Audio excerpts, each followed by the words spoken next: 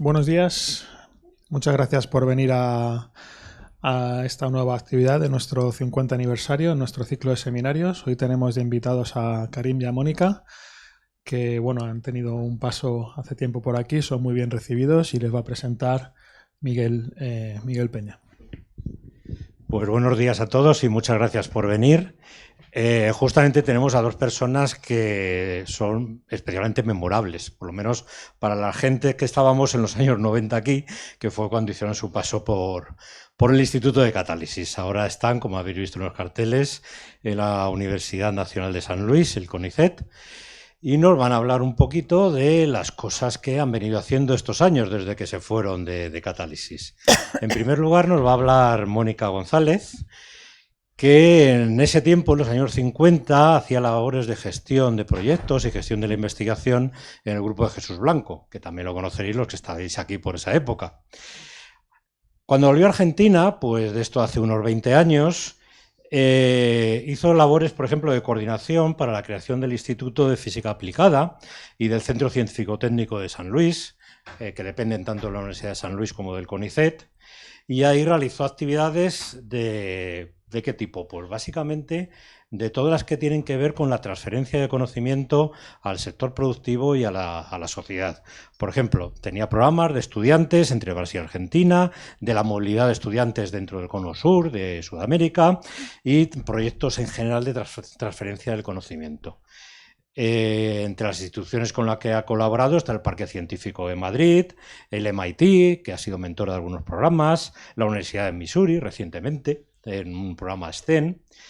Y dentro de su labor en lo que es la Universidad de San Luis se ha centrado en la Facultad de Ciencias Físico-Matemáticas y Naturales. Por ejemplo, como coordinadora de Relaciones Internacionales, coordinadora de Innovación y Desarrollo y vicepresidenta de la Red Argentina de Gestores Tecnológicos. Como veis, todo muy enfocado a esa transferencia que comentaba al principio de la investigación en centros públicos hacia el sector productivo y la sociedad. Y en ese sentido, es coautora de este libro, Las cartas de Tzuyi, que precisamente trata de ese tema, de cómo se hizo esa transferencia, en este caso un investigador y unos estudiantes brasileños, para crear una empresa de tecnología, con un montón de cuadros explicativos que más allá de la historia comentan cómo se hace eso en la práctica. Y creo que nos vas a hablar un poquito de estas cosas, Mónica. Un poquito. Así que, cuando quieras, el escenario es tuyo. Bueno, gracias Miguel. Gracias Miguel. Lo has hecho mejor que yo, Miguel. Yo no he puesto tantas cosas y tantos adornos como los que ha puesto Miguel ahí. Bueno, y aquí he sido siempre bastante curiosa, movediza, y aquí he puesto en los títulos que hay papelitos, pero la verdad que me importan poco los papelitos. Mi primera carrera que estudié fue farmacia, después hice la licenciatura en Relaciones Públicas e Institucionales, y realmente como el papelito mucho no dice, terminé las carreras, las terminé, pero nunca hice las últimas prácticas como para tener los títulos. Pero ha sido, como ven, bastante una formación no tan enfocada como Karim, maestría, doctorado, sino que yo he ido y vuelto más caóticamente. Ya desde cuando vinimos en el año 92, ¿ustedes creen que puedo haber llegado a España en un Citroën como el de Mafalda? Sí. Cuando Karim se vino era por septiembre del año 92 y yo quedaba en San Luis con mis dos hijos y tenía que comprar los pasajes internacionales. Y el único capital que tenía era ese Citroën para venderlo, que en aquel tiempo tampoco había el correo electrónico. Bueno, algunos usaban o teléfonos, entonces fue poner un aviso clasificado en el diario: vendo Citroën 13B, tratar tal día, tal hora, en tal dirección, y este es el precio. Abrí la puerta del garaje, había 3 personas, entonces les digo: miren, necesito ese dinero porque es lo que me cuestan los pasajes a España, me tengo que ir, que mi marido está allá, así que si alguien quería que le diera plazos de pago o descuento, no puedo. Había 3 personas, se quedó una sola y se lo vendí, y con ese dinero llegué hasta España. Bueno, el viaje fue bastante también complicado porque venía con 2 niños, venía con 140 kilos de equipaje porque creía que me tenía que traer todo, no sé qué creía dónde venía, así que fue bastante como odiseo, pero muy significativo para la familia, digamos. Después, cuando llegué aquí, era un periodo del ICP muy bonito porque había muchísimos becarios, gente de todo el mundo. Jugaban al fútbol, se publicaba, si los más viejos se acuerdan, Chismes sin Catálisis, ¿se acuerdan? ¿Cómo es aquí? La revista Chismes sin Catálisis. Era muy divertido leer esa revista porque eran todas las cosas locales. Alfredo era el editor y todos contribuían. Y ahí conocí a becarios, bueno, ya está en crudo, a varios becarios de distintos países, como el doctor Rochelle Montero Lago, que estaba haciendo acá una pasantía postdoctoral. Lo nombro a él porque ya van a ver cómo esto se enlaza con lo que contaba recién del libro. Después entró en el departamento que para mí era, yo venía acá al instituto como esposa de Karim, conocía, venía a las fiestas, venía a los encuentros, pero nunca me imaginé que iba a surgir una oportunidad de que yo trabajara aquí. Y fue realmente una excelente oportunidad porque fue el primer contacto que yo tengo con lo que es transferencia de tecnología, porque ese departamento trabajaba mucho con empresas, trabajaba con grupos de investigación del exterior, coordinaban una red CITED, entonces todo eso era absolutamente nuevo para mí. Yo había estado trabajando en Argentina también en un instituto de investigación de matemática aplicada, con mucho contacto internacional a nivel ciencia, pero no con empresas. Así que bueno, esos son los primeros contactos.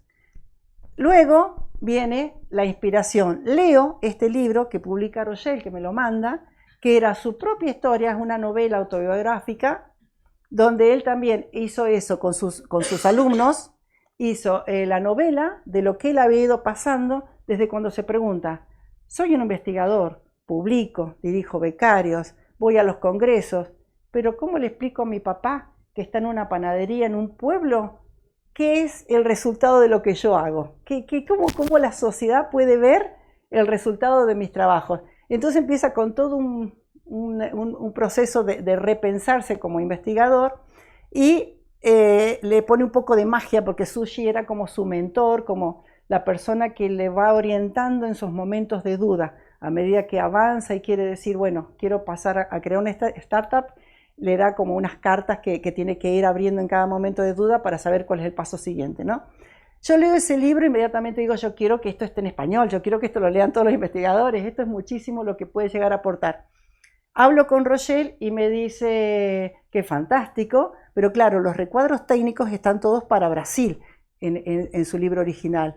Entonces me dice, ¿por qué no haces tu trabajo final? Yo estaba cursando en ese momento el posgrado en gestión de la tecnología y la innovación. ¿Por qué no lo tomas que la adaptación del libro para saber cómo un investigador argentino tenía que hacer todo ese proceso fuese mi trabajo final de la especialización? La especialización es como una maestría técnica. Son 2 años también, se presenta un trabajo final, pero no es maestría, se llama especialización, el título de posgrado. Entonces, bueno, me aboco a eso, el trabajo final, más la traducción del libro y la adaptación de esos recuadros técnicos que dice, por ejemplo, esto, ¿qué es una empresa spin-off académico? Hay mucho intertexto, hay mucha referencia a otros autores en todo el libro. Hay incluso a cuentos, cuentos clásicos que están tomados desde el punto de vista de lo que va viviendo el investigador cuando hace este proceso. Y en los recuadros técnicos, ahí también tenía que tomar la decisión, primero, ¿a qué español lo traduzco? Un español de Argentina, latinoamericano, de España, bueno. Y el otro era a qué país adapto. Entonces decidí hacerlo todo para Argentina, porque, por ejemplo, cómo patentar. En Argentina no es lo mismo que en España, cuánto vale patentar, dónde, bueno, todo eso está hecho para Argentina, este libro en particular. Después, aquí, como Miguel me pidió que hiciera, dice, cuenta sobre el libro, traté de hacer una analogía entre lo que va el mentor Sushi, le va orientando a Juan, que es el protagonista de la novela, y lo que yo iba haciendo paralelamente en el tema de la gestión, ¿no? Entonces, en la primera carta es sobre los sueños. En cada carta de estas tiene una frase de algún autor clásico. Tengo en mí todos los sueños del mundo, que es de Fernando Pessoa, y el consejo que le da, Juan, tienes que poner tus pies en la tierra y transformar tu sueño en una visión. Ya no sueño, ya visión, ya darle una forma. Y de ese modo iba a reunir los recursos que necesitaba para cumplir ese proceso, ¿no? Entonces, yo, digamos, en una analogía, lo que pongo aquí, los primeros contactos en la vinculación con empresa, búsqueda de patente, que es lo que hice en el grupo con Pedro y Jesús, ¿no? Creación de bases de datos, eso lo hice con la, ¿cómo era? Sociedad Española de Catálisis, ahí haciendo la primera base de datos de aquí, que ahí fue el primer contacto laboral, digamos, con el instituto. Después tuve que hacer páginas web, que en el año 96 páginas web era algo bastante de vanguardia, y encima con contraseña. Entonces tenía, en aquel momento los navegadores eran Netscape Navigator, esto para los jóvenes no saben de qué se trata, e Internet Explorer, tenía que escribirle, mire, ustedes todavía no han desarrollado para tener páginas con contraseña. Entonces ya, bueno, cuando tengan, había una página donde iban poniendo las actualizaciones, ¿no? Entonces estábamos a la vanguardia de lo que se estaba haciendo en ese momento en el tema de páginas web. Uy, esto Red Cited, seguro que lo escribí bien y me lo corrigió el corrector. En primer contacto con una red Cited, también interiorizarme sobre lo que eran los proyectos europeos, la forma de formular proyectos y esas cuestiones. Ese fue mi primer contacto, digamos.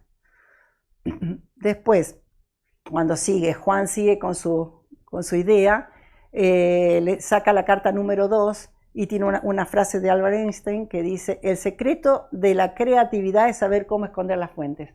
Acá tiene que ver con la protección de la propiedad intelectual, que es todo una discusión hasta el día de hoy.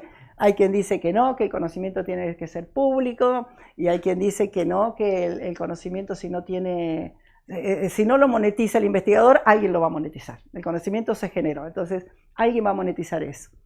Entonces aquí, como contaba Miguel, me convierto en coordinadora de relaciones internacionales. Pero bueno, antes de eso era lo que fue la creación del Instituto de Física Aplicada. Porque yo había tenido toda la experiencia de trabajar en el Instituto de Matemática Aplicada en San Luis, luego el Instituto de Catálisis. Cuando vuelvo, vuelvo con un cargo técnico y administrativo. Los cargos eran en un grupo de investigación que cada vez estaba más grande.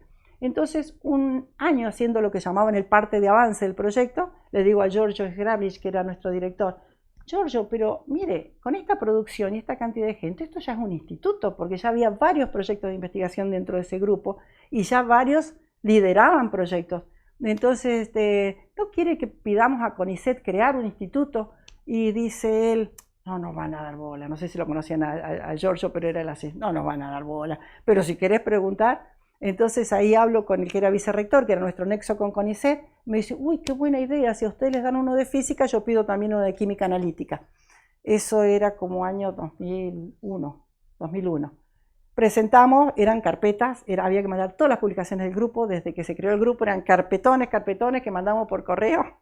Bueno, y nada, en 2003 cambia el gobierno, le dan mucho énfasis a CONICET, crean una nueva política institucional y rescatan todas esas solicitudes espontáneas que había habido de creación de institutos. Entonces, ahí deciden crear nuevos institutos solamente relacionados a universidades, no querían más institutos exclusivamente de CONICET, y además esos institutos debían estar nucleados en centros científicos tecnológicos. Para que hubiera un centro científico tecnológico en un lugar, tenía que haber una cantidad de institutos de investigación. Bueno, en San Luis solo había 2 institutos en ese momento: el de matemática, en el que yo había trabajado, y el de tecnología química.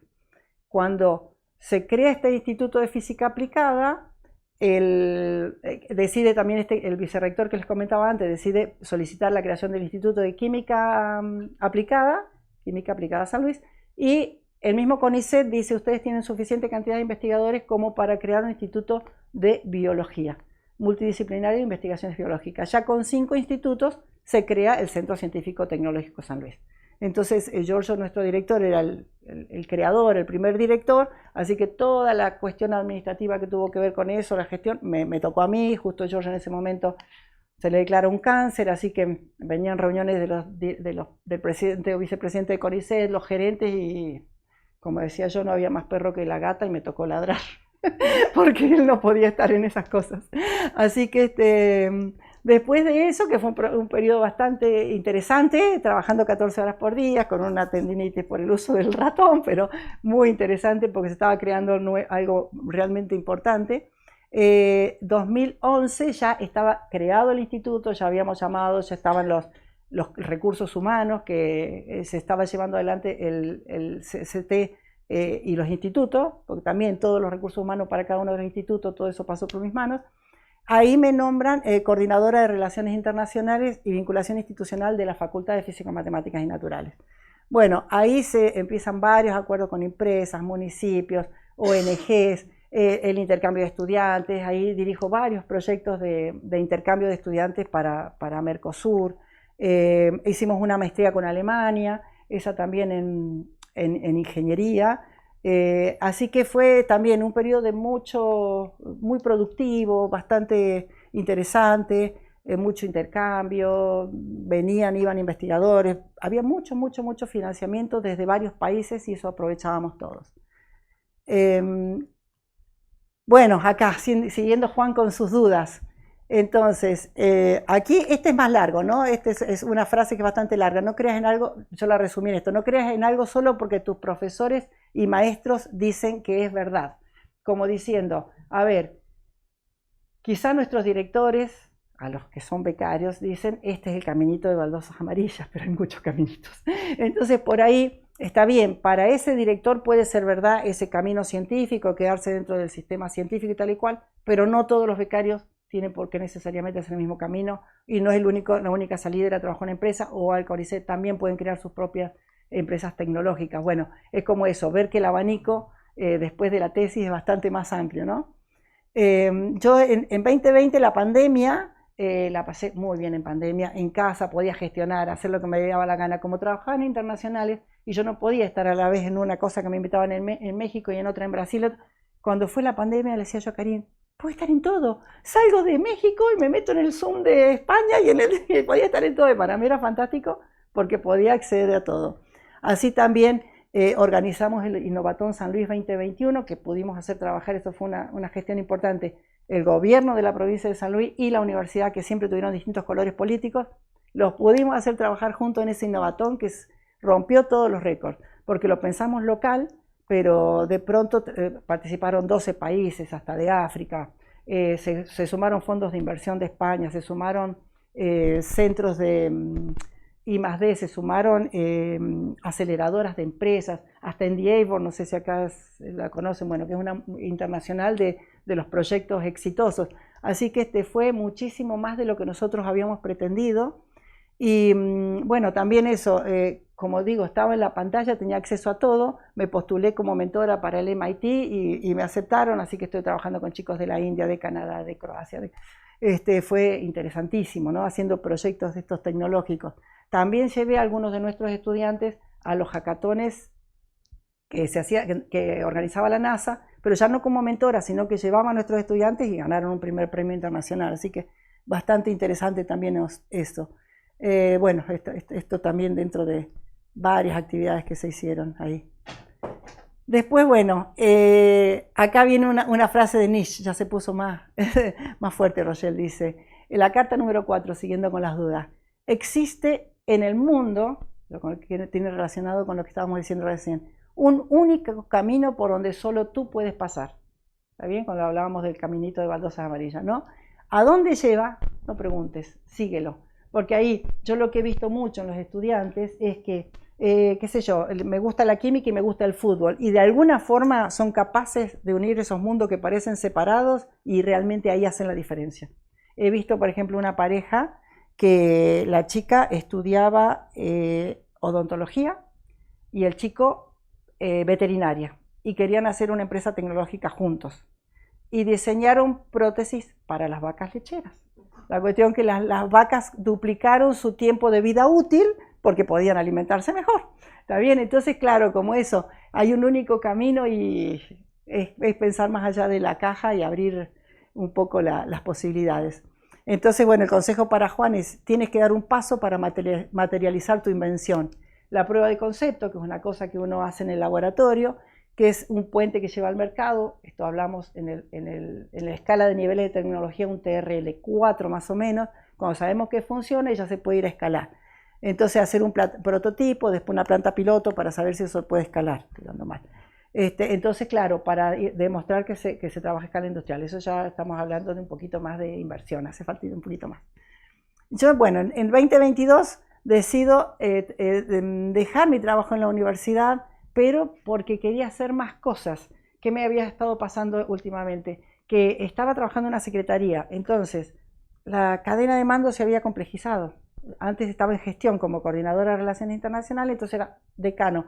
¿Quieres tal cosa? Una llamadita, un WhatsApp, sí, no, anda, vení. Era muy fácil. Cuando voy a la secretaría en el 2020 dije, qué bueno, tengo un equipo de trabajo que nunca había tenido, pero la cadena de mando era bastante más lenta. Tenía que pasar por secretario, vicedecano, decano, bueno, hasta el rector le decía, gente, se nos pasa el avión, se nos pasa el tren, hasta el carro ya. Entonces, cuando sale esta oportunidad de irme, me voy, pero planteo un montón de actividades para hacer con la universidad, desde afuera, y era mucho más fácil, porque eran cosas que le interesaban a la Secretaría de Extensión Universitaria, cosas que le interesaban al rector, cosas que le interesaban a la Secretaría de donde yo me había ido, y hicimos concursos de arte, hicimos, no sé, ya compañías que nunca habían organizado una actividad en Argentina y las organizamos con ellos en San Luis, así que fue bastante interesante poder trabajar desde afuera con la universidad. Ahí también creamos la Red Argentina de Gestores Tecnológicos, fui la primera vicepresidenta, y creamos un club de ciencia, eso también estuvo muy bien, porque artistas, estudiantes y científicos, impresionante cuando planteamos una nueva idea, el científico siempre tiende a pensar como piensa habitualmente. Cuando el artista lo entra a chinchar un poquito, sale una idea de los científicos fantásticas. Así que fue muy significativo este club de ciencia. Organizamos actividades de promoción de la ciencia y para favorecer la alfabetización científica, no de promoción de carreras, no, la población en general. Nos daba lo mismo que viniera una persona de 80 años que viniera un chaval. Entonces, una de esas que me acuerdo, por ejemplo, que organizamos, que le llamamos Expedición Ciencia al Paso, montamos todas experimentos en un paseo, pero no lo anunciamos. Era donde estaban los puestos de los artesanos, nos los prestó un día la municipalidad, y en lugar de la gente ir a ver qué artesanías se vendían, tenía actividades científicas. Entonces ahí todos los investigadores que quisieron, que tenían algo para mostrar, lo llevaron y la idea era que la gente hiciera. Eso fue, quedó con muchas ganas de que eso se repita, porque, y en otros lugares nos pidieron que lo lleváramos a otras ciudades también, porque es algo que no es demasiado costoso, porque uno va con lo que tiene, es encontrar un lugar, es más gestión que nada, y la gente se termina preguntando. Nosotros decíamos, no queremos que la gente se vaya con respuestas, que se vaya con preguntas, que se pregunte, porque tienen todo como que, además que sepan un poquito más diferenciar lo que es una fake news. La gente ve lo que está publicado y no tiene mucha herramienta para diferenciar lo que es cierto de lo que no. Entonces, bueno, esa era nuestra cruzada ahí con el Club de Ciencia. A ver, la carta número 5, bueno, esta es una frase de Thomas Elliot que es bastante más larga, pero el consejo es ya, crea tu empresa de base tecnológica. Entonces le pone Sushi. Querido Juan, puedo imaginar tu cara de terror. ¿Crear una empresa? ¿Cómo debe asustar eso, no? Entonces, bueno, 2024, ¿qué hicimos? Nos mudamos con Karina a Estados Unidos, porque él era invitado, y yo de ama de compañía otra vez. Entonces estuvimos trabajando con la Universidad de Missouri en la promoción de vacaciones en ciencia, tecnología, ingeniería, matemática. Nosotros cuando creamos el Club de Ciencia pusimos STEAM con la A entre medio, porque el arte también creo que es muy importante. Ciencia, tecnología, ingeniería, arte y matemática. Entonces ellos no, la verdad que no era tan eficiente, tienen muchísimos más recursos, pero llegan a menos chicos.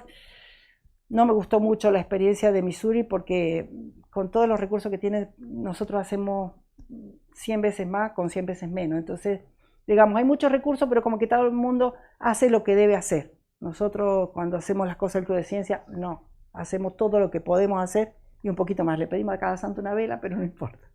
Claro, porque muchos fondos no tenemos, pero sí recursos de otro tipo. Aquí también en Estados Unidos me uno a la red de científicos y profesionales argentinos al exterior, la red Raíces, que se creó hace varios años, está muy buena porque están nucleados en cada país los científicos argentinos y tienen mucha voluntad de colaborar con el país. Pero ¿qué es lo que falta? El nexo en Argentina.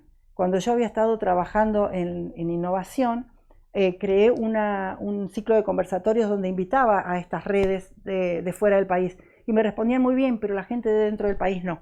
Así que ahora cuando vuelva mi cruzada es también cómo aprovechen desde Argentina todos esos investigadores que están con muchas ganas de colaborar en todos los países del mundo. Y esta es una red que creamos recientemente también, que tiene un empuje tremendo, porque profesionales de toda Latinoamérica, ahora se están incluyendo gente de España también, porque claro, el tema de transferencia de tecnología, el uno a uno, uno va haciendo un poquito uno a uno, pero cuando uno llega a las políticas públicas, que directamente pueden hacer una norma, una regla que estimule esto, es muchísimo más hacia donde uno llega. Entonces ahora lo que estamos haciendo es entrenando a gobiernos subnacionales, no gobiernos nacionales, sino municipios, gobiernos provinciales, concejales, diputados, para que tomen decisiones políticas basadas en datos, en evidencias. ¿Está bien? Entonces en eso estamos formando gente y esa red tiene muy buenos profesionales.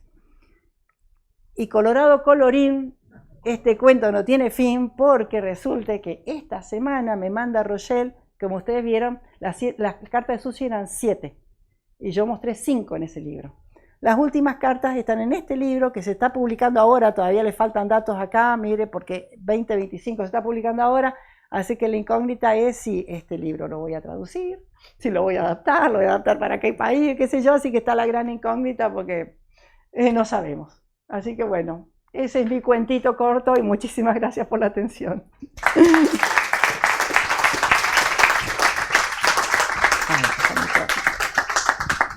Pues muchísimas gracias, Mónica, pero haciendo referencia a la carta número 3, San, a veces, algunas veces, el director tiene razón. No es solamente corazón lo que sale por su boca. Algunas veces. No premio al que adivine de qué canción estoy hablando. Pues muchísimas gracias, Mónica. Vamos a pasar ahora a Karim. Puedes ir poniendo la presentación, creo, desde allí. Y mientras le voy presentando. Sí, dale. Bueno, pues Karim también, en esa época, curiosamente, son pareja y por lo tanto es lógico que vayan juntos, pasó por el instituto en los años 90 y realizó la tesis aquí, dirigida por Sagrario Mendioroz, en arcillas pilareadas, curiosamente para Fischer-Tropsch, que es una tecnología que ahora con el hidrógeno está empezando a hablarse de ella. Mira a ver si con el ratón puedes activar tu presentación, que andará por ahí. Está aquí el ratón. Aquí está. Bueno, ahí te especializaste en lo que ha sido después un poco tu trabajo, es la caracterización, preparación, uso de óxidos porosos, de materiales porosos, materiales de alta área, su caracterización como materiales de alta área y tal vez en otra cosa muy importante, en los asados. Ya sabéis, porque si fue vuestro paso memorable, no solamente fue por vuestra labor científica y de gestión, sino también porque nos acordamos de esos asados, que el viernes vamos a tener uno de ellos. Bueno, pues una vez que acabó la tesis, volvió a Argentina y se incorporó a la Universidad Nacional de San Luis. Actualmente es profesor titular de la universidad e investigador del CONICET. Y en el año 2000 aproximadamente fundó su grupo de trabajo, su grupo de investigación, el Laboratorio de Óxidos Porosos, que ahora sois unas 15 personas, por lo que he visto. Recientemente, aunque ya Mónica nos ha hecho un poco de spoiler, ha estado de visiting scholar en la Universidad de Missouri, en Estados Unidos, desde el año pasado hasta hace muy poquito. Y su tema de investigación desde la tesis hasta ahora, básicamente, ha sido ese estudio de los óxidos porosos, sobre todo en aplicaciones energéticas, medioambientales, de salud. Y esa caracterización la hace sobre todo por procesos de absorción. Es un experto reconocido, no solamente en Latinoamérica, sino en el resto del mundo. Ha venido aquí a dar un curso en Jarandilla, el famoso curso que habéis hecho muchos, de caracterización de catalizadores y absorbentes. De paso ha ido a Alemania, de paso ha ido a Bilbao, de paso ha ido a Málaga. En fin, el reconocimiento de su expertise es, como veis, en muchos lugares. Y además es impulsor en esta misma línea de diferentes simposios de absorción en Argentina y en Latinoamérica y de una red de investigadores en absorción y eres, yo no sabía, presidente de otra red de materiales de carbono. Mira, eso me he enterado yo ahora. Así que espero que tu charla y nuestra atención sea suficiente como para poder saber más aquí en el instituto sobre las técnicas de absorción. Karim, cuando quieras. Bueno, muchísimas gracias. ¿Se escucha bien? No sé, ¿está funcionando? Se escucha perfectamente. Perfectamente. Bueno, un poco cuando Miguel me invitó, dije yo, ¿qué les voy a contar? Entonces dije, bueno, voy a contar primero mi paso por el instituto, porque yo creo que donde estoy, gran parte se la debo al instituto, ¿está bien? Así como Mónica también su primera parte de la contacto con empresas y de transferencia la hizo en el instituto, de alguna manera incentivar que todas estas cosas van para diferentes lados y mostrarle que uno no necesariamente, como también dijo Mónica, tiene que seguir un solo camino, sino que se van presentando posibilidades y uno va escogiendo, eligiendo y moviéndose, digamos, por donde le parece más adecuado. En donde está, digamos, la posibilidad. ¿Por qué se llama de Vete a Bet? Una transformación amigable, digamos, y altamente productiva. Porque, ahora se los voy a contar, yo, digamos, me transformé, porque yo en el año 1989 me recibí de auxiliar en física, que es un título intermedio en Argentina, en el 91 de licenciado en física, en la Universidad Nacional de San Luis. Este era el edificio donde yo estaba haciendo mi trabajo. Y yo trabajaba en simulación sobre superficies de difusión de partículas o de moléculas. Ese era mi trabajo, era teórico simulador. ¿Ok? Lo que nosotros utilizábamos siempre era la famosa red de Bethe. ¿Ok? Este es el título de mi tesis, difusión traza en sistemas con correlación geométrica y energética. O sea, yo hacía simulación de Monte Carlo. ¿Ok? Nosotros lo que tomábamos, no utilizábamos, digamos, un software nada más que para hacer nuestra programación. Utilizamos Pascal, después pasamos a C++, alguna vez utilizamos Fortran.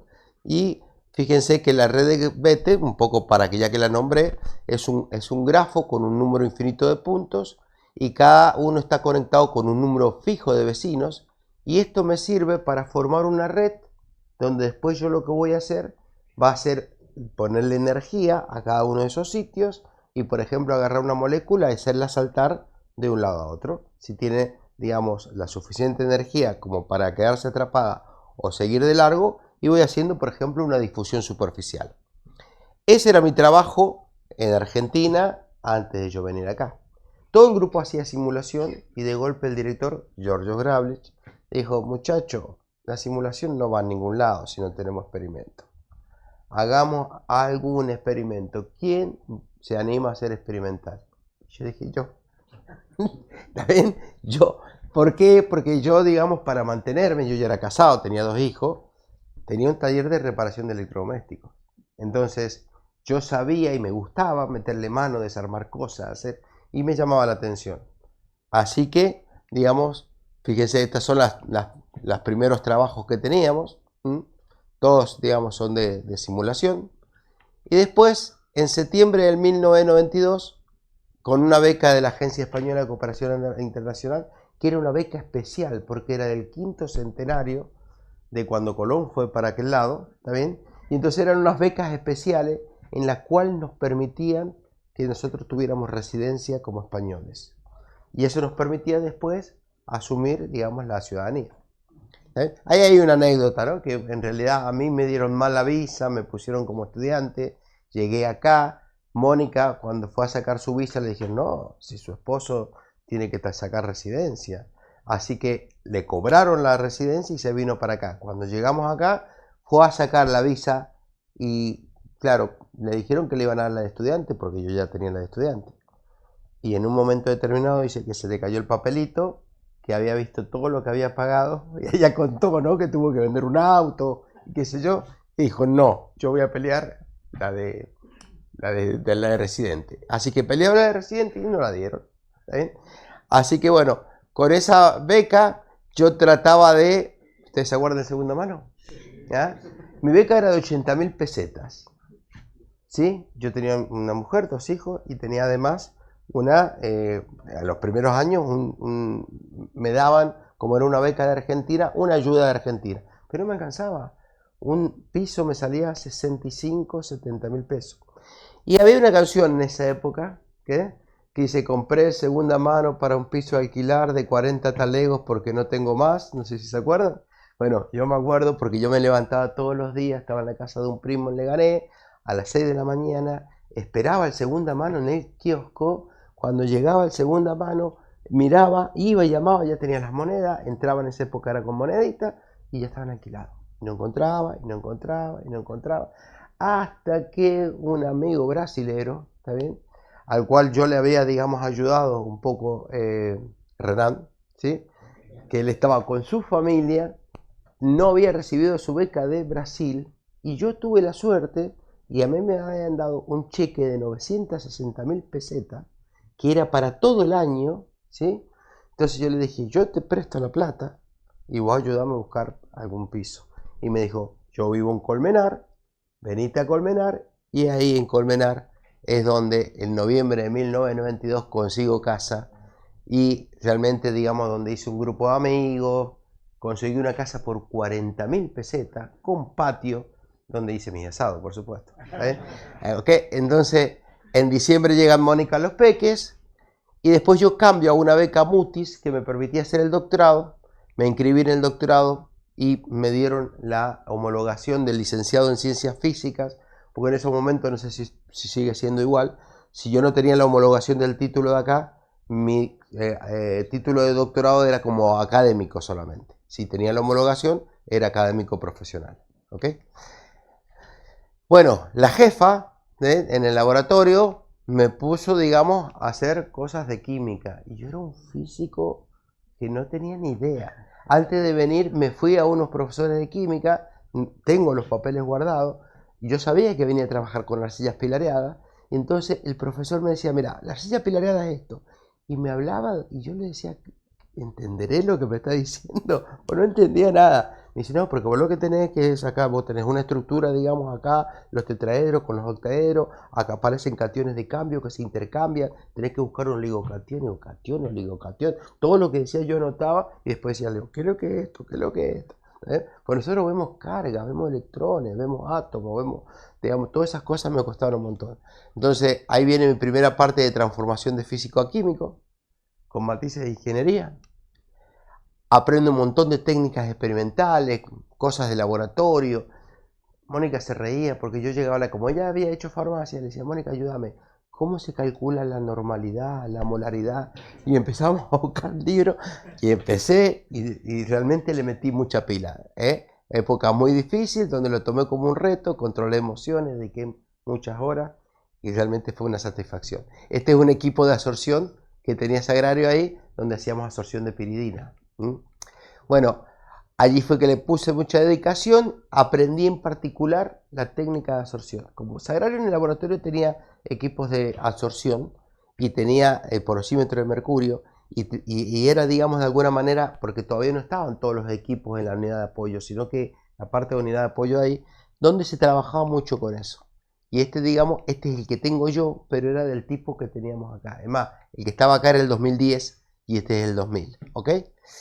Entonces allí comienza mi transformación de Bete a Bete. ¿Okay? Bueno, algunas anécdotas, porque claro, yo aprendí, me quedaba, yo venía 9:30, 10 de la mañana para evitar el tráfico, me quedaba en el laboratorio, me quedaba hasta las 6, 7, 8 de la tarde, y ahí conocía ciertos personajes de todo tipo, ¿sabes? Porque a esa hora no había nadie. O sea, por ejemplo, me acuerdo de Jesús Blanco, que todo el mundo decía que era un señor muy serio, que si no eras doctor no te trataba igual que no sé qué, que no. A mí me golpeaba la puerta y me entraba, y como sabía que yo fumaba, ¿está bien? Entonces venía y me decía, hola, buenas tardes. Hola, buenas tardes, le digo, ¿cómo le va? Me dice, aquí está, ¿qué haces tú acá? Digo, no, estoy terminando, no sé qué. Dice, ¿tú fumas, no? Sí. Y si no me convidas a un cigarrillo. Y así nos hicimos amigos de Jesús Blanco. Entonces yo decía, ¿cómo? Entonces, claro, él siempre me venía y me buscaba porque quería fumarse un cigarrillo. ¿Ok? La otra anécdota que me pasó, y esa fue muy cómica, ¿sí? Yo a la tarde también aprendí a manejar el equipo de rayos X, hacía algunas cosas de microscopía, me hacía amigo de los técnicos que estaban a la tarde, y en un momento determinado dieron una orden en el instituto de que nadie podía hacer experimentos cuando no estuvieran los técnicos. Y yo, se enteraron, dije yo, me voy a quedar callado, no voy a decir nada, ¿no? Entonces un día iba subiendo la escalera esta de mármol y me gritan del segundo, tercer piso, pelotudo. Y en Argentina el pelotudo, depende de cómo lo dicen, es fuerte. Y miro y era el director. Y yo le digo, ¿qué le pasa, señor este que me dice esta hora? Pues nosotros decimos, che, pelotudo, si somos amigos, pero... Entonces sí, le digo, sí, Javier. Subo y dice, ¿usted está usando los equipos de difracción de rayos X a la tarde? Y dije, acá me echo. Entonces le digo, sí. Dice, ¿me puede hacer esta muestra? Digo, bueno, así que esa es la primera que me veo. La segunda, que esa fue más... Había un señor, bueno, no sé si lo conocen, pero un tal Pepe Corella, si se acuerdan de esa famosa historia. Había un señor que era muy conocido, que había venido a Zaragoza, que había estado, digamos, como catedrático en la Complutense, era especialista en reacción, ¿está bien? En ingeniería de reacción. Dicen que era muy conocido, digamos, porque si a alguien le caía mal se metía a las tesis, era, digamos, un poco conflictivo. Yo no tenía ni idea. Pero entre un día Sagrario, no me voy a olvidar, estaba sentadito yo en el fondo, ella como taconeaba mucho, era una mujer bastante firme, me dice, Karim, me llamo Pepe Corella. Para nosotros en Argentina, Pepe es un nombre muy de amigo, o sea, no decimos a un señor, a un doctor, Pepe, Pepe es muy amigo, o Paco. Entonces, le digo, sí. Dice, ¿quieres saber cómo estamos haciendo reacciones? Yo estaba tratando de hacer Fischer-Tropsch a baja presión, con un reactor de vidrio. No tenía ni idea, preguntaba por todos lados a ver cómo se hacía. Y le digo, mira, decirle que cuando quiera vengo y yo le cuento. Sagrario se fue. ¿Está? Entonces, en un momento determinado, a la tarde, tipo 6 de la tarde, suena el teléfono.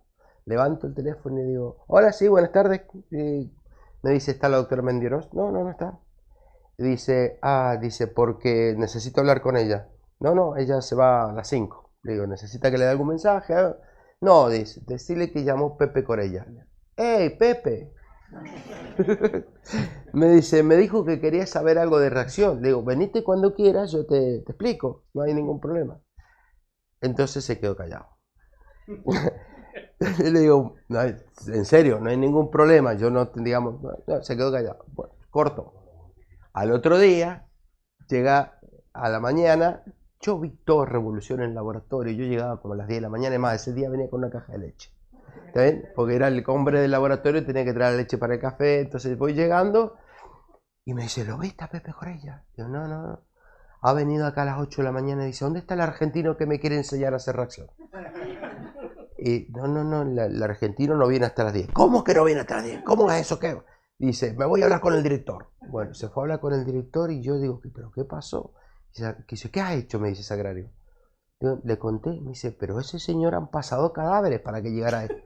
Bueno, Sagrario, le digo, yo no sabía, perdón, discúlpenme. No, bueno, hay que ver qué hacemos. Bueno, pues se quedó todo, digamos, un ambiente muy terrible. Otro día a la tarde, suena el teléfono. Yo no me di cuenta que era este señor, pero atiendo, yo le digo, hola, sí, buenas tardes, ¿está la doctora Mendioros? No, la doctora Mendioros no está. Dice, le digo, ¿qué necesita? No, dice, mira, que me han rebotado un paper y me están pidiendo unas isotermas de absorción. Ya te las hago yo, ¿para cuándo las necesitas? Me dice, pero es muy urgente. ¿Cuándo las necesitas? Para el viernes. Digo, si me la traes mañana, yo te la hago, no hay ningún problema. Entonces, bueno, perfecto. Le digo, ¿a nombre de quién? Pepe Corella. Ahí me temblaron las piernas, dije, sí, no dije nada.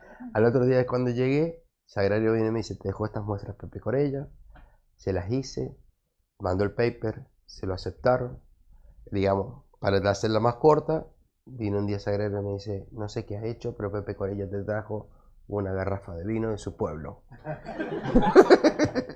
Así que bueno, salvé mi pellejo, digamos. Bueno, o sea, esas son las cosas que me pasaba, digamos, por estar ahí adentro. Y era divertido. Después llegó mi familia, mis padres, acá fíjense, están, yo, digamos, me hice un montón de amigos, eran todas las chicas del laboratorio, ¿sí? ¿Ok? Mi mamá, mi papá, Marito, Rosa, mi suegra, los amigos José Miguel, Félix, ¿sí? No sé si de ellos se acuerdan de alguno. Pero yo era amigo de todo, de la gente que hacía la limpieza, la gente que era el mantenimiento, los técnicos. Era mi forma de ser, ¿no? Él es de Argentina, de Bolivia, de Málaga, de Perú. ¿Eh? Y después tuve la suerte que uno de los compañeros me dio un auto, ese autito que está ahí. Mónica vendió su Citroën, llegamos acá y nos dieron un Citroën, que finalmente me lo regaló, nunca me lo quiso cobrar. Y digamos, fue para nosotros felices, porque salimos y nos decían pendones. Yo me acuerdo que venía una vez uno de los profesores me dijo, ¿qué pendones que sois vosotros? Y yo al principio no sabía lo que era pendones, ¿está bien? Pero digo, ¿por qué? Porque salimos y porque, sí, porque viajáis mucho, Así que, fíjense, alguna vez estuvimos por ahí eso fue en un parador, ¿no? En un tiempo compartido. Salimos con los hijos y aprovechamos y nunca nos perdimos, fíjense, Manolo, Arturo, ahí está Marco, este es de Argentina, este es Luis, Jim, ahí está Kiko, ¿quién más anda por ahí? María Luisa, Manolo, si ya lo nombré, bueno, todos, ahí está Miguel, ok, Vicente, ¿está bien? Acá está Ana. No nos perdíamos nada. Miren. ¿Lo habían visto vestido así? Este era el casamiento de Marito. De Marito. Y el primer asado. Bueno, después les cuento de lo que estoy haciendo, pero déjenme que esto para mí era muy divertido.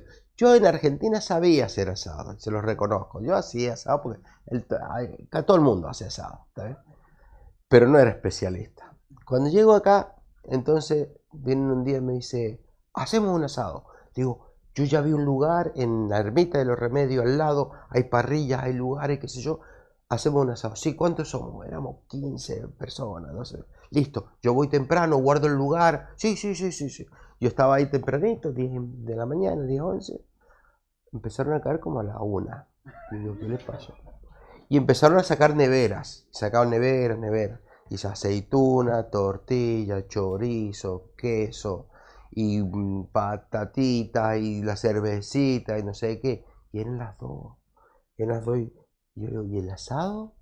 ¡Ah! El asado. Hay que conseguir ramitas.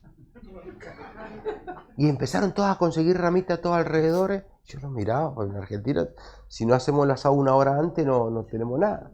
Entonces pusieron todas las ramitas, agarraron esas parrillas de este tipo así, que se abren, le metieron unos choricitos, una chuletita o no sé qué. Cuando estaba la llama fuerte hicieron...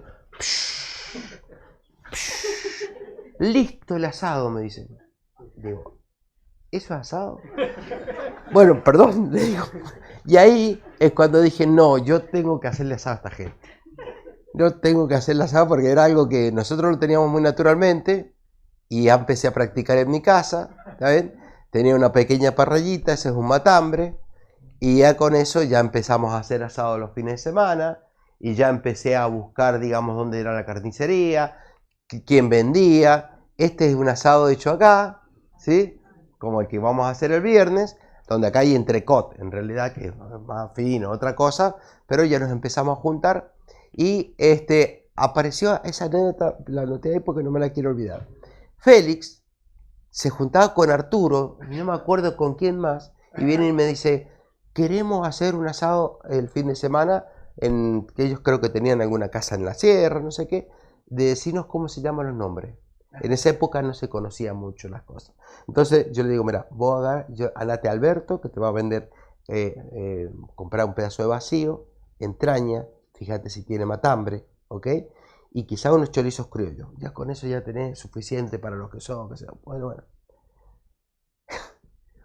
Han ido cuando le toca la vez, dice, ¿qué le toca? Y dice que, me cuentan ellos, que Félix se paró y le dice, ¿cómo era? Venimos a buscar carne. Y el hombre le decía, ¿pero qué quiere hacer?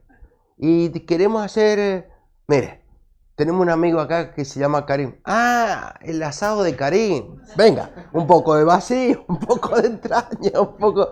Entonces, de ahí en más, cada vez que iba alguien la gente preguntaba y él ya les preparaba. ¿Está bien? Es más, yo ahora llamo por teléfono desde Argentina, no sé qué. Le digo, che, vamos a ir o va a ir tal amigo.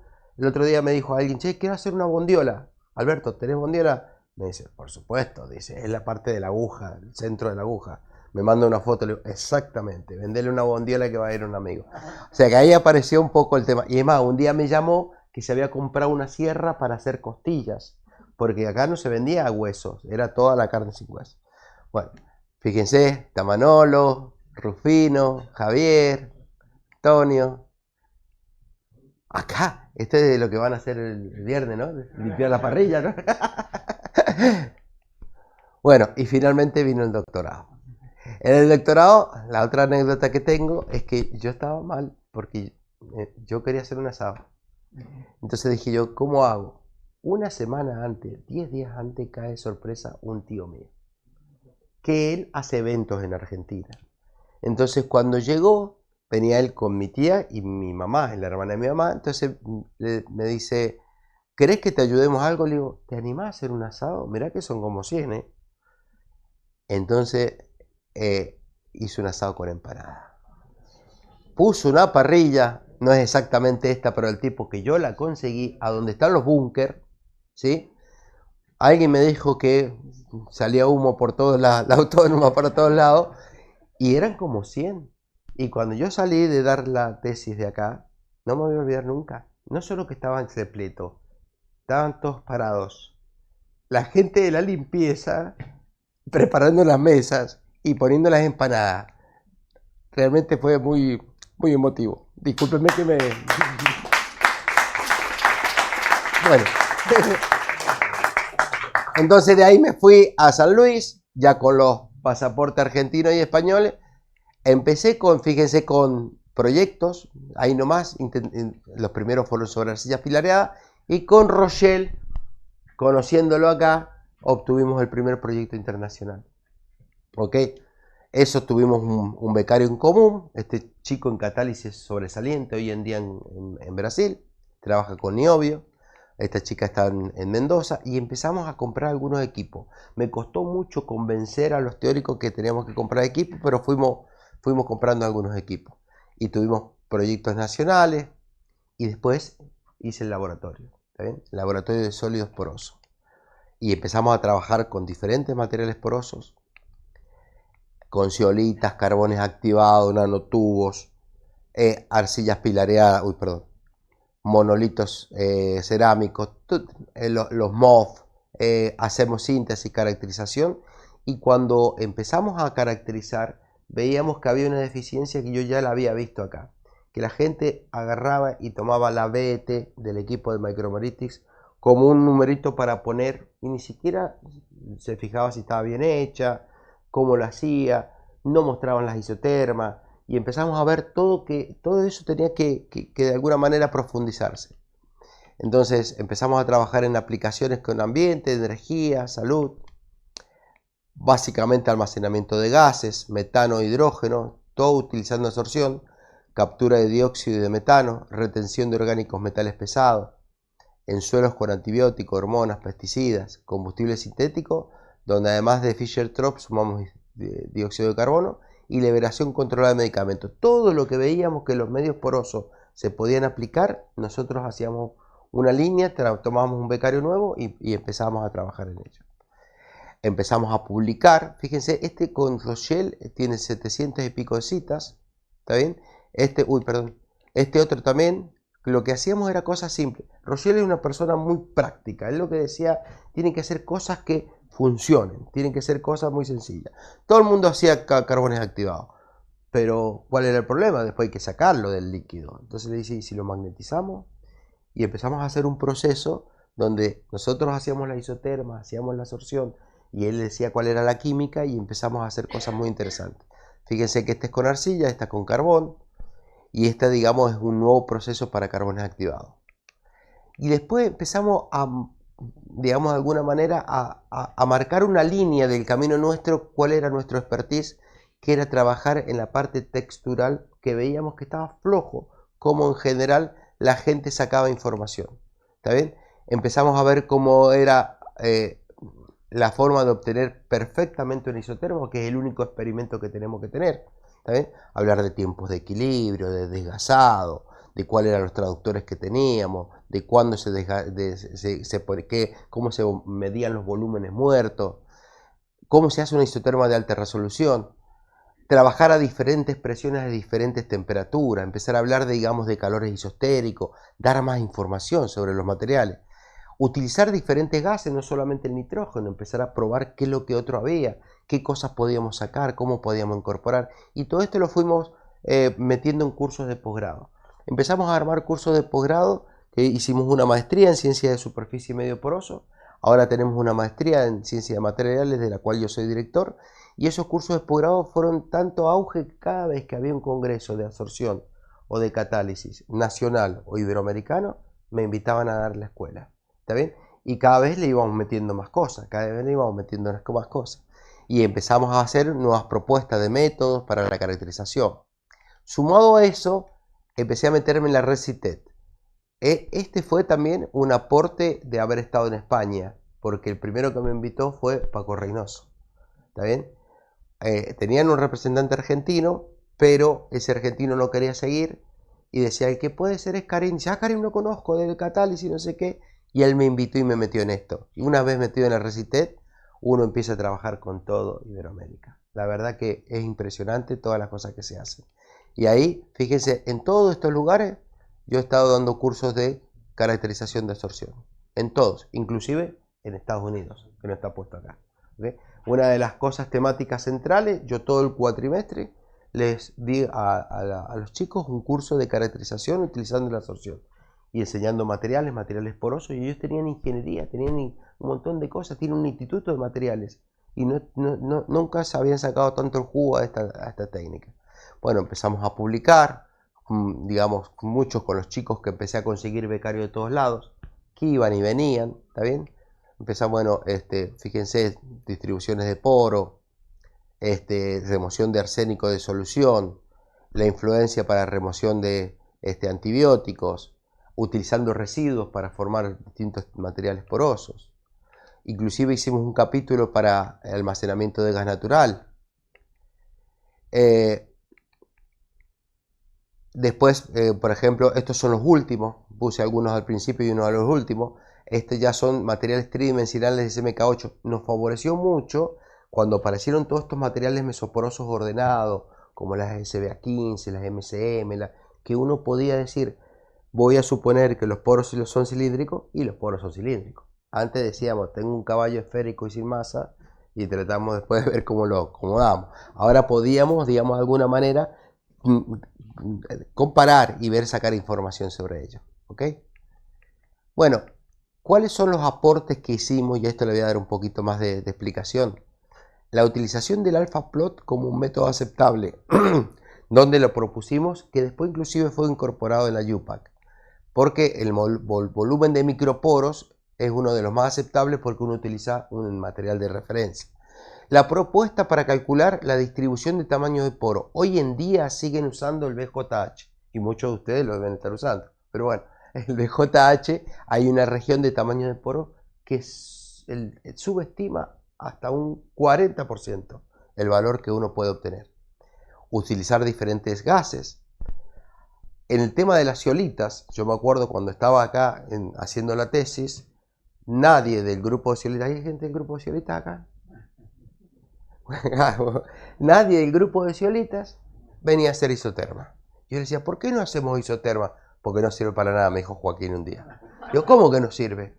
Pero no, la isoterma. Digo, pero si tienen poro y los gases tienen que entrar. Claro, el problema era el nitrógeno. El nitrógeno tiene un momento cuadrupolar que interfiere con los grupos funcionales y no podían entrar a la zeolita. Cuando se dieron cuenta que podían usar argón, que podían utilizar CO2, ¡fua!, se expandió el tema de la zeolita. Entonces nosotros nos pidió justamente la gente del ITQ hacer un capítulo, un libro donde hablamos un poco cómo tener en cuenta la caracterización de la zeolita. Este es el artículo de la importancia del alpha plot, ¿está bien? Donde lo que hicimos es materiales de carbono, materiales de sílice, materiales de alúmina, arcilla, cómo, digamos, dan un buen valor. Esta es la alternativa al Barrett Joyner Jalenda, al BJH. Se los voy a contar un poquito más para que vean que uno hace cosas muy sencillas. La cosa fue lo siguiente. Los métodos, digamos, que uno utiliza en el laboratorio a partir de los datos se llaman métodos macroscópicos. Cuando uno utiliza software, son los microscópicos. Los macroscópicos en la zona de los mesoporos funciona bien la teoría de la capilaridad. Entonces uno puede hablar de radio de Kelvin y ahí puede utilizar BJH o Dollimore-Hill, que es el mismo que BJH, nada más que tiene una restricción al tamaño, a la longitud de los poros. ¿Ok? Pero cuando utilizan esos, digamos, hay algunos problemas que lo detectan cuando aparecen los microscópicos. Que los microscópicos empiezan a cuadrar con todas las técnicas experimentales.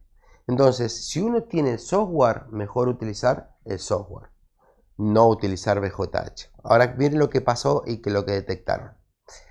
Esta gente, Neymar, Rabikovic y demás, vieron que si ellos graficaban, aquí tienen la ecuación de Kelvin, estos dos son los macroscópicos y todos los que están acá son los microscópicos, ¿sí? Si graficaban la presión relativa en función del tamaño interno y tomaban un valor, por ejemplo, el tamaño interno daba esta presión relativa en el microscópico, pero en los macroscópicos cualquiera de los dos sobreestimaba el valor de la presión relativa. ¿Qué significa? Que subestima el tamaño de poro. ¿Ok? O sea que BJH, y esto es más evidente, hasta unos 10 nanómetros, subestima el tamaño de poro. Entonces, ¿cuál fue la propuesta? La propuesta fue lo siguiente: utilizando lo que utiliza BJH, en vez de utilizar BJH, además tiene otra cosa. Él usa un T definido para un tipo de material. Todo el mundo lo utiliza para todos los materiales. Hay que tener cuidado. Nosotros utilizamos el T adecuado, ¿ok? Y de ahí buscamos cómo sacar, digamos, el T para cada material. Si era de sílice, de carbón. Y lo que vimos nosotros es que en la ecuación de Kelvin, esta que está acá, le podíamos sumar un término que podíamos ajustar para mejorar la obtención de la distribución de tamaño de poro. O sea, esta era una cosa que hicimos a pulmón, porque lo teníamos de los datos. Miren, les voy a dar un ejemplo. ¿Cuál fue la cosa? Esta era una CMK3, un material de carbón sumamente ordenado. Si nosotros, esta es la isoterma solamente de absorción experimental, de aquí íbamos y obteníamos BJH, la distribución de tamaño de poro. Y se nos ocurrió, ¿qué pasa si ahora de ese valor de BJH venimos y estimamos la isoterma de absorción que corresponde y nos daba eso? O sea, que entre ir y volver había, digamos, un error. Entonces dijimos, bueno, pongámosle ese término y ajustémoslo a ese valor que habíamos obtenido utilizando BJH, en este caso 0,87, a la isoterma que tenemos. Pero además BJH tenía otro problema. BJH tiene en cuenta los micro y los mesoporos, porque si ustedes saben, la isoterma es acumulativa. Acá va sumando los volúmenes que van absorbiendo. Entonces, la cantidad de volumen de poro que medía BJH era mayor y además subestimaba el tamaño de poro. Fíjense, esto es lo que obteníamos con el método nuestro, esto es lo que obtenía BJH porque está sumando los volúmenes de microporo, y esto es lo que se obtiene con los métodos microscópicos con un software, en este caso DFT. O sea, fíjense que la diferencia es muchísima. ¿Okay? Entonces, este fue uno de los primeros aportes que hicimos. ¿Y cuál es la ventaja? No necesitan software, solamente lo hacen utilizando la isoterma de absorción. ¿Ok? Bien, ¿cuál otro hicimos? Bueno, el alpha plot que ya lo había mostrado, y de aquí ¿cómo se llama? El tratamiento que hicimos para la zeolita. Este es un capítulo de un libro que hizo la gente del ITQ. Básicamente lo que mostramos es cuál es la diferencia utilizando distintos gases. No es lo mismo argón 87 que 77, fíjense cómo cambia, ¿ok? Argón, lo correcto sería argón 87. El argón para medir microporos es mucho mejor para las zeolitas porque no tiene interferencia con los grupos funcionales, pero no es bueno para medir superficie específica porque no forma fácilmente la monocapa como lo hace el nitrógeno, ¿ok? Eso es lo que mostramos en el libro. Otra cosa que mostramos en el libro es que, por ejemplo, bueno, esto que no interactúa, acá que tiene una alta interacción, y fíjense que ponemos dos zeolitas con distintas cargas y dan dos isotermas diferentes de nitrógeno, ¿ok? Entonces eso era importante tenerlo en cuenta para la caracterización. Otra cosa, disculpen, el rango de medida de la superficie específica de la BET, si uno toma el que propone Brunauer y Teller, Fíjense los puntos que dan. Este es el C, da negativo, da negativo, da negativo. Finalmente para la zeolita hay que tomar un rango muy bajito, donde todos estos puntos son los que ajustan, y mire la diferencia de superficie específica tomando diferentes rangos. Esto es usando, digamos, el criterio de Rouquayrol. Acá no inventamos nada, pero lo proponemos en el libro de tengan cuidado cuando calculen la superficie con las zeolitas. ¿Ok? Ok. Y la otra cosa, ¿cuál distribución de tamaño de poro tomo? Tomamos distintas zeolitas, hicimos la distribución de tamaño de poro, y viendo lo que se había obtenido por simulación o por medidas de rayos X o por otro tipo de información, cuál era el tamaño que realmente correspondía. Y fíjense que esta es la distribución, en este caso geometría cilíndrica, para la zeolita que hemos elegido. No es lo mismo tomar distintas distribuciones. Y acá es donde pusimos el punto, dijimos, cuidado, ¿cómo andás? Cuidado, cuando hagan la distribución de tamaño de poros, tienen que ver si la que ustedes están utilizando es para su material, su geometría y sus gases en las condiciones de temperatura. ¿Ok? Acá en este otro caso es lo mismo, pero lo que vemos es que la geometría adecuada es la esférica. Bien. Acá, por ejemplo, ¿qué pasaba si usamos distintos gases? Acá metimos otra vez un poquito el dedo en la llaga, donde lo que veíamos que si usábamos metano, ¿qué hicimos? Agarramos y dijimos, vamos a ver un material donde podamos medir la superficie específica bien con el argón, aunque sabemos que no forma totalmente la monocapa, pero la podíamos medir bastante bien y sabíamos que no tenía influencia sobre los grupos funcionales. Esa la tomamos como referencia y empezamos a comparar con la medida si usáramos metano, si usáramos nitrógeno, y la que se mantenía más estable para todos los materiales es el oxígeno. ¿Y qué es lo que nos interesó? El oxígeno tiene un momento cuadrupolar mucho menor que el nitrógeno. El oxígeno es fácilmente conseguible también porque el oxígeno líquido es el que uno puede obtener, digamos, de nitrógeno. Se para y se obtiene con oxígeno, y es una buena alternativa a utilizar para medir superficies específicas. ¿Qué otra cosa? Por ejemplo, cuando utilizamos en tamaño de microporo hay que tener mucho cuidado. Acá hay un ejemplo, por ejemplo, de distintos materiales carbonosos, fundamentalmente, donde uno puede utilizar las distintas distribuciones de tamaño de poro. Esta es la non-local, esta es de Quantachrome, de Micromeretic, otros métodos como Monte Carlo. Pero había una cosa que decíamos nosotros, dan siempre la misma distribución. Si ustedes la miran, dan siempre la misma distribución. Dan siempre la misma distribución. Entonces nos pusimos a trabajar con un grupo que ya hacía simulación, ¿está bien? Y vimos que había una insensibilidad, en particular esto era con CO2, ¿está bien? En las regiones donde están estos poros. Entonces, cuidado cuando uno saca información de decir, miren, realmente estos poros no existen, ¿ok? Entonces, todas esas cosas nosotros las vamos publicando. Bueno, este es un artículo no muy viejo, este es del 2020, donde vemos la insensibilidad, digamos, del uso de la CO2. Y este fue un trabajo en conjunto con la gente que hace simulación. Esta es otra metodología que nosotros proponemos, y fíjense qué simple que es.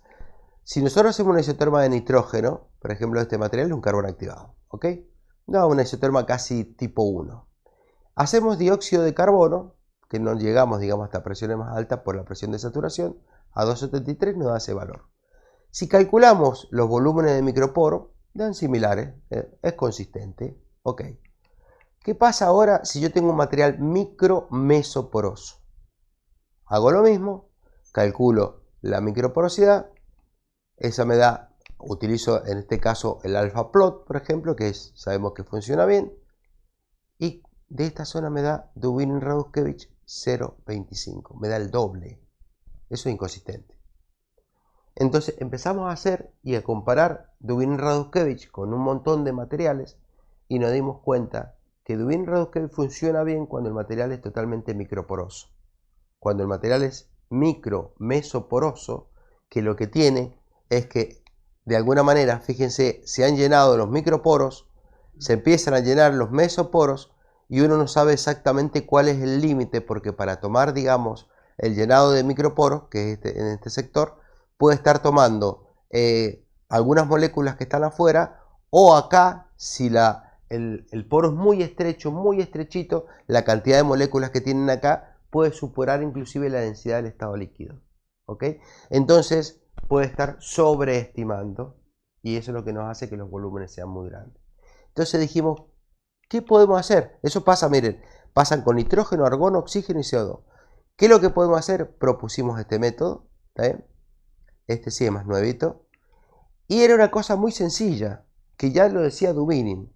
Decía, si yo tengo un material micromesoporoso, lo puedo descomponer en una parte microporosa y en una parte mesoporosa. Entonces, ¿cómo son, digamos, en general las ecuaciones de esta es la isoterma general?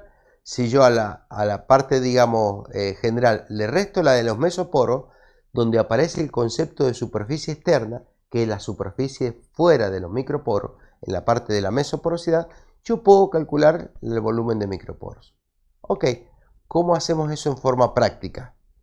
Entonces dijimos, perfecto, si yo tengo una isoterma así, yo puedo agarrar y decir, supongamos que en este caso el volumen de absorción es el volumen de la zona microporosa, porque es el rango que yo voy a tomar para calcular Dubinin-Radovskevich. O sea, calculando, usando Dubinin-Radovskevich, tomo una isoterma así, no es totalmente 1, ¿entienden? Entonces, ¿qué hago? Veo cuál es el valor de la superficie externa para que esa isoterma sea realmente 1 y veo que aproximadamente a 300 metros cuadrados, si yo lo meto acá, el valor este tiene que ser el volumen de microporo. O sea, es un ajuste otra vez muy sencillo. Entonces empezamos a probar y fíjense en este caso, ya ahora el valor me da 0,13, que era más o menos el que me daban con AlphaPlot. Lo hicimos con distintos materiales, ¿ve? Y en general vemos que cuando hacemos este método que le llamamos DRT, porque hacemos una mezcla entre DR y tplot, vemos que los valores son más o menos similares y esos coinciden con el AlphaPlot. Esa metodología es muy sencilla, se puede hacer solamente con los datos que tenemos en el laboratorio y no necesitamos software. ¿Está bien? Y cuidado, el método de Dubin no puede aplicarse a materiales que presentan mesoporo independientemente si se utiliza nitrógeno, argono, oxígeno, CO2. O sea, tratar de meter un poquito más la uña y dar más detalle sobre una técnica que es muy sencilla y que el equipo es caro. O sea, por lo menos nosotros apreciamos que un equipo de arriba de $100.000 hay que sacarle más el jugo, no solamente la BT. ¿Ok? Bien, acá por ejemplo empezamos a utilizar agua como absorbente y esto ya fue en los últimos años. Entonces, ¿qué tiene el agua? El agua es chiquitita, ¿sí? Y entonces si uno controla bien la humedad a la temperatura ambiente, puede obtener primero información sobre los grupos polares o los grupos funcionales y después se van acumulando en los microporos. Fíjense por ejemplo acá, tengo un carbón activado, esta es la distribución de tamaño de poro y esta es la isoterma de agua. ¿Ok? La isoterma de agua presenta histéresis y solamente es microporosa. Entonces yo tengo una primera zona que es la zona de interacción adsorbato-sorbente con la superficie, si hay grupos funcionales me da información sobre esa, una segunda zona que es información de los microporos y una tercera zona digamos que ya sería empezar en la parte micromesoporosa. Con esa información yo fíjense si yo calculo utilizando en este caso AlphaPlot, los valores son similares a los que obtengo con otras técnicas, pero me da una información adicional en la zona microporosa que hay veces que no puedo obtener simplemente con otro tipo de gases. Y eso también nos sirve para estudiar, ese es uno de los trabajos que estamos empezando a hacer ahora últimamente, la interconexión de poros. Ustedes habrán escuchado que todo el mundo habla y dice, tengo un material jerárquico, poroso, no sé qué, no sé cuánto. Y yo siempre digo, ¿cómo sabes que es jerárquico? Tengo doble distribución de poros. No me sirve. Tienen que ver que estén interconectados. Porque si yo agarro, como siempre digo, en un cuartel, tengo soldados por acá y tengo oficiales por acá, y no están interconectados entre ellos, nunca van a ver la jerarquía. Para que haya jerarquías, tienen que estar interconectados. Entonces, si tengo un material microporoso y un material mesoporoso, uno jerárquico es que haya interconexión, que uno vea los poros diferentes. ¿Ok? Este sería no poro, no jerárquico. Y una forma de ver la interconectividad es hacer ciclado. Y esto es muy interesante. Por ejemplo, si uno tiene un material, lo que hace es cuando va absorbiendo, llega y desorbe. Va absorbiendo y llega y desorbe. La forma de la desorción me da información de la interconexión. Si los poros son independientes, es recta. Si se empieza a interconectar, empieza a bajar. Y hay algunos modelos que están saliendo, que se están utilizando, no los hemos hecho nosotros, sino que lo estamos aprovechando, para ver cuán interconectado está un material con respecto a otro. Y hemos publicado este artículo hace poco, y lo que vemos es, por ejemplo, fíjense, si está más recta o tiene más caída, tiene mayor o menor interconexión, y uno puede estimar el porcentaje. No se los he puesto acá porque por ahora, digamos, como decíamos, ¿cómo se llama? La teoría de los dedos oscilantes, ¿la conocen? Es aproximado lo que estamos dando. Entonces, pero bueno, damos información si es, digamos, interconectado o no. ¿Ok? Por ejemplo, en este caso, además, si hacemos el ciclado con las isotermas de agua, podemos encontrar información de la interconexión en la zona microporosa. Porque en el caso anterior, solamente la histéresis está en la mesoporosidad. Entonces podríamos hablar de interconexión en la mesoporosidad. ¿Está bien? Entonces el bucle de histéresis tiene información también de los micros y puede ser parte de los mesoporos. Bueno, hay poros independientes, que es lo que le está diciendo, no podemos asegurar jerarquía. Acá algunos ejemplos. Uy, perdón. Entonces fíjense acá, esta cae más, mucho más que esta. Entonces esta, digamos que tiene mayor interconexión que esta. Otra vez lo mismo, esta está más paralela, esta está más caída, y podemos hablar en general de la cantidad de poros interconectados que tiene. Y eso me puede dar información para la aplicación. ¿Ok? Bueno, además todo esto me hizo conocer las grandes personalidades de la absorción. Rouquayrol, Zink, Paco, Matías Toms, que es el autor principal de la última UPAC, ¿está bien? Y todos estos son parte de la UPAC. Alex Neymar, que es el que hace todos los software, digamos, de DFT, y Yayelo, que trabajaba en la Micromeritics. Él hace para Quantachrome y él para Micromeritics. Y el laboratorio nuestro, digamos que fue, digamos, esta parte nueva inaugurada en el 2016, donde contamos con equipos, digamos, famoso Chembet, que es para TPR, TPD, un equipo de análisis térmico, un equipo de reacción, el porosímetro, el ASAP 2000 viejito, este otro equipo de absorción, otro equipo de absorción. La diferencia es que este que está acá tiene además un cryocooler que podemos trabajar desde 20 Kelvin hasta 300 Kelvin, ¿ok? Y este lo trabajamos con un chiller para temperatura cercana a la temperatura ambiente. Este es un equipo de alta presión que puede llegar hasta 100 atmósferas. Este puede llegar hasta 10 atmósferas. Este es el equipito de vapor de agua. Muchos de estos equipos, no les voy a contar la historia, pero cada uno tiene su historia. Este me lo regalaron, este me lo gané en un premio, este me lo dieron a mitad de precio porque se murió el que lo estaba haciendo. ¿Saben? Y el PID, Pepo, lo paseaba por toda Latinoamérica, y cuando yo le dije, me dice, ¿te animás a quedarte con el de Showroom? Y le dije, sí, me lo dio también a muy bajo precio. Pues que en la Argentina si no tenemos tiempo de plata para hacerlo. Bueno, acá está de vuelta el PID, ¿ok? Y empezamos a hacer algunas cosas como un microcalorímetro de absorción, este es un Tian Calvet, este todavía no está funcionando, bueno, y un UV visible, y un clúster para hacer algunas simulaciones, y este lo hemos adquirido con asesoramiento en su momento de José Luis, con gente de, hace un año lo tenemos, la gente tiene un grupo, digamos, muy bueno que trabaja con XPS y lo estamos incorporando. Estos son los actuales que están dentro del laboratorio, pero en realidad son más porque estamos trabajando con chicos que están fuera del laboratorio y que yo soy director del laboratorio. En realidad estos son los protagonistas del grupo, ¿no? Yo soy el que un poco los dirijo, pero casi todos son extranjeros. Aprendí eso también acá. Colombiano, boliviano, este es el argentino. Ella es nicaragüense, boliviano, colombiano, y estos dos son argentinos. Y tengo otras técnicas también de interés, digamos, esa. ¿Saben?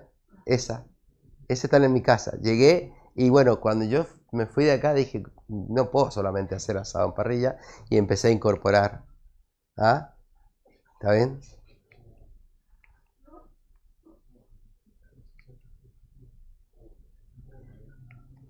Bueno, conclusiones. El Instituto de Catálisis Petroquímica me dio una oportunidad única porque yo todos los contactos iberoamericanos los empecé a sacar de acá. Y además me abrió la cabeza, porque yo cuando estaba en el departamento de física, los físicos eran los físicos y los otros no eran físicos. ¿Ven? Entonces cuando yo llegué allá, yo creo que pasa en todo el mundo. Entonces yo cuando llegué allá digo, no, yo también soy físico, pero hago química, hago ingeniería, hago un poquito de cada cosa. Y me costó, pero bueno, atraccionando fui llegando. Y entonces conseguir no solo un tremendo universo de amigos, porque acabo de venir que me invita a Castellón, que lo conocí a Castellón en un congreso que hice en Argentina. Y me invitan por todos lados porque tengo amigos y porque le metemos pila donde nosotros queremos meterle y colaboramos. Y permitió crecer de una manera importante en el ámbito científico. Gracias a todos, digamos, por todo el cariño y más que nada porque mi familia... no digo más nada. Ok, vale. Bueno, y feliz 50 aniversario.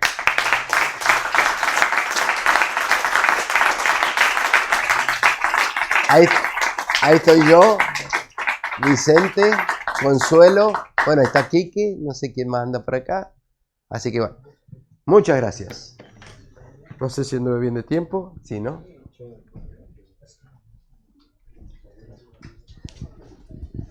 Bueno, pues muchas gracias Mónica y Karim por estas fantásticas presentaciones, tanto emotivas por las memorias que traen, como científicas, viendo que técnicas que siguen manteniéndose aquí han servido para lanzar carreras muy exitosas.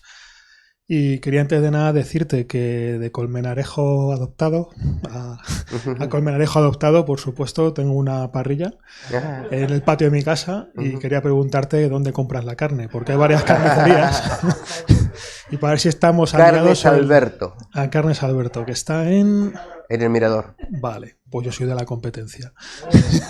Mira, te cuento bueno, como cuando yo llegué, yo empecé a buscar, porque hay muchas carnicerías, ¿no? Y yo vivía en la calle San José. ¿Te ubicas? ¿A donde está San Rosa?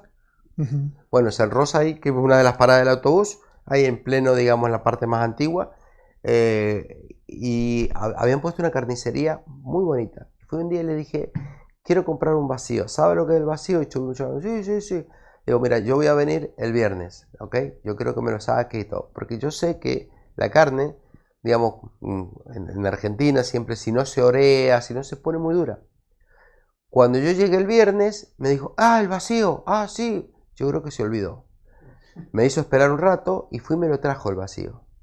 Era hermoso, pero cuando lo puse a la parrilla era una piedra.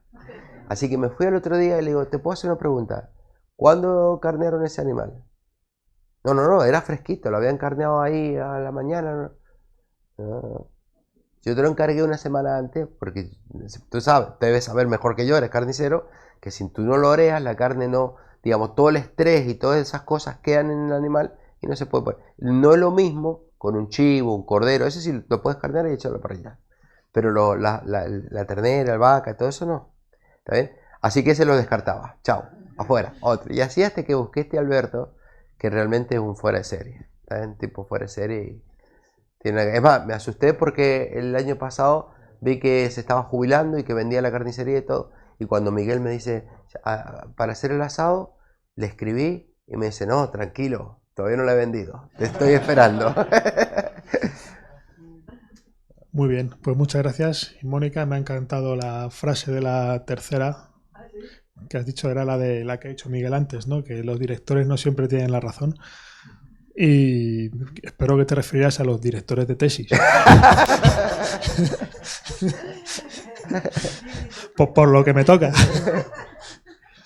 Y bueno, tras este par de momentos holgorios, abro el turno de preguntas preferiblemente científicas, y si no, pues nada, que no, cualquiera. Muchas gracias a los dos por vuestra presentación y por vuestra familiaridad, para los que hemos tenido la suerte de conoceros desde hace mucho tiempo.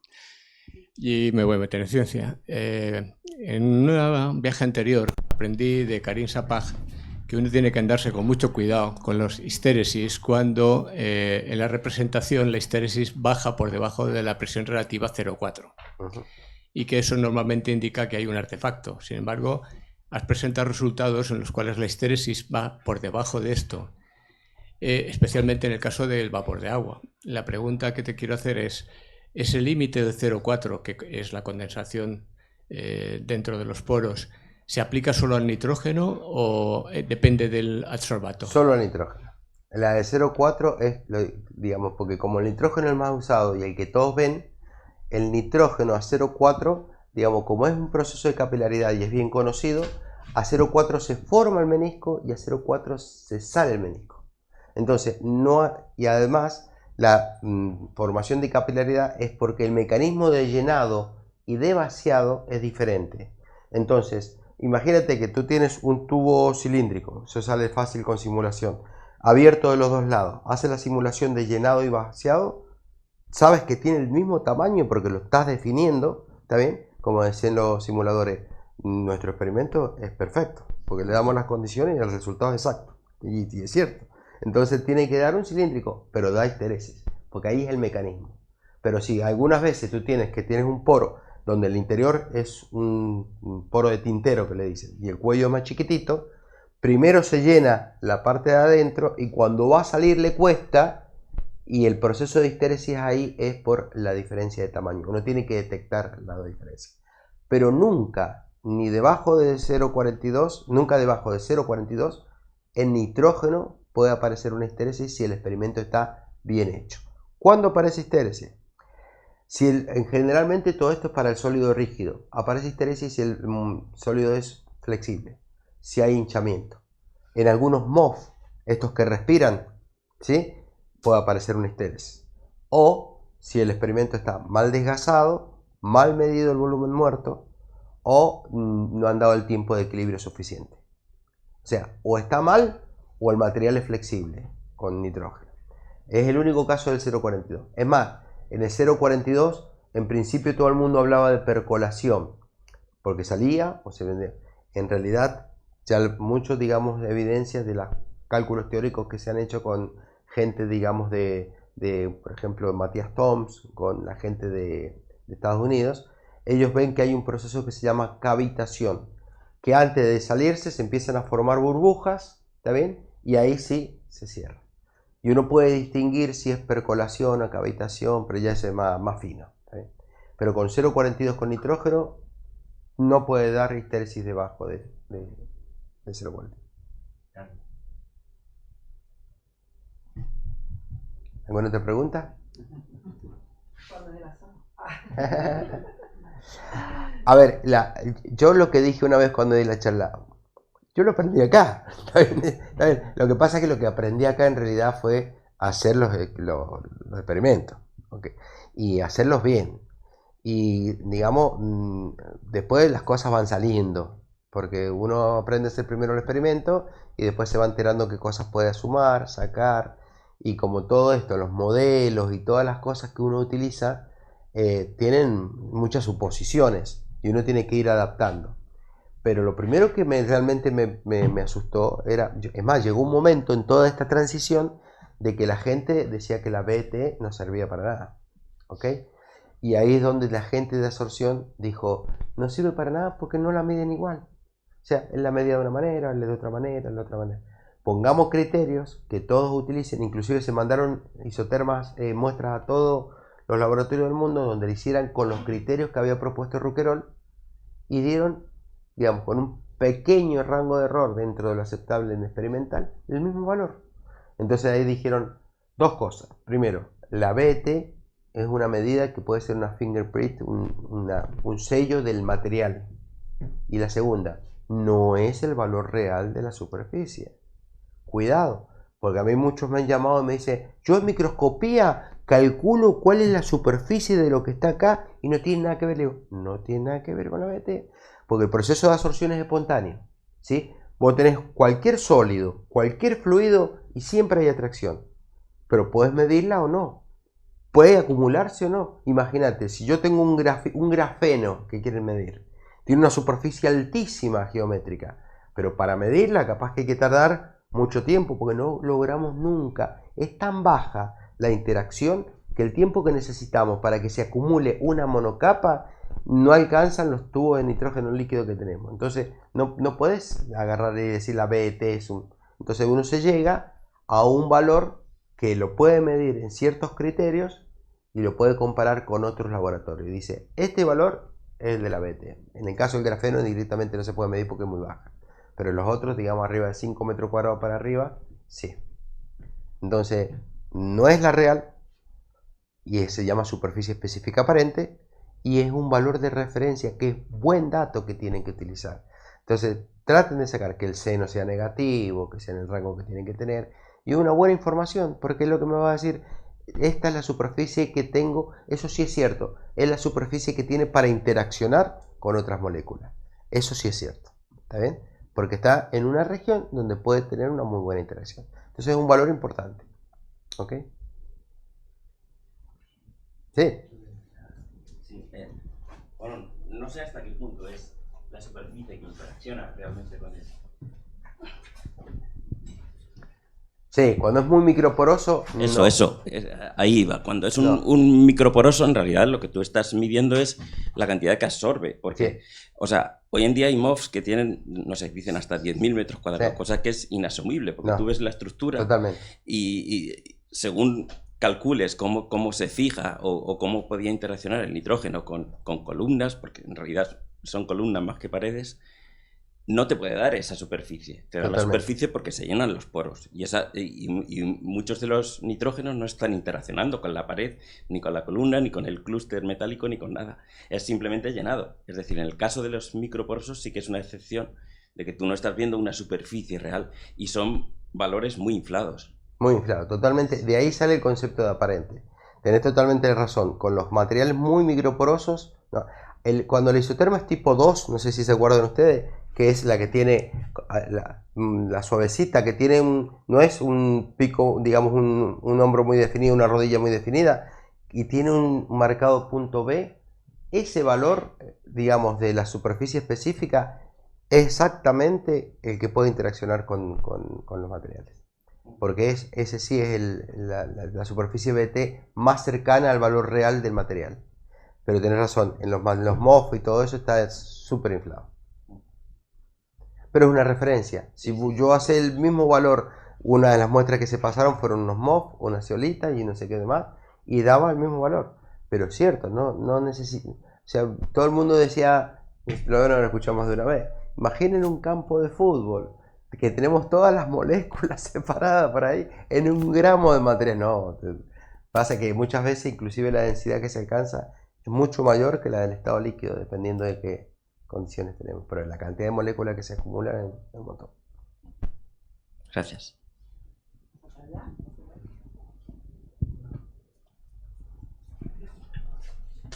Los jóvenes no se atreven, a mí me gusta mucho más aprender de jóvenes que de los adultos. ¿Sí? No ya estoy en la edad de ustedes, así que nada de que les haya quedado, que les haya gustado.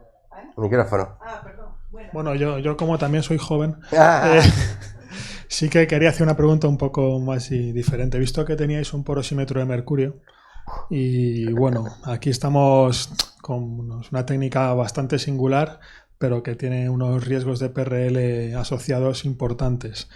El caso es que yo me preguntaba si hay algún tipo de estrategia que se pueda sustituir por algún otro material que sea pues un metal líquido. A mí se me viene a la mente el Galinstan, la mezcla esta de galio tántalo indio, si mal no recuerdo.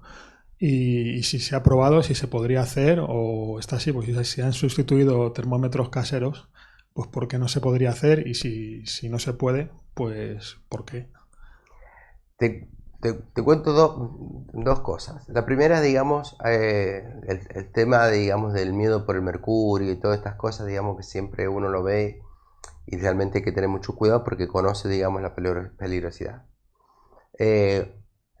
Hablando con Ruquerol una vez, me contaba que ellos cuando trabajaban y hacían análisis con mercurio, tenían en el laboratorio un piso de madera, ¿está bien? Entonces siempre que se les caía mercurio quedaba abajo y tenían 2 o 3 porosímetros, qué sé yo. Y me dice, y acá estoy, vivito y coleando. O sea que tan peligroso, dice, capaz que no sea. Y bueno, depende de las condiciones del ambiente y qué sé yo, qué sé cuánto, pero hay que tener cuidado porque uno sabe que es peligroso. ¿Okay? Pero él te dice que trabajó mucho tiempo, es más, todavía vive. ¿Está bien?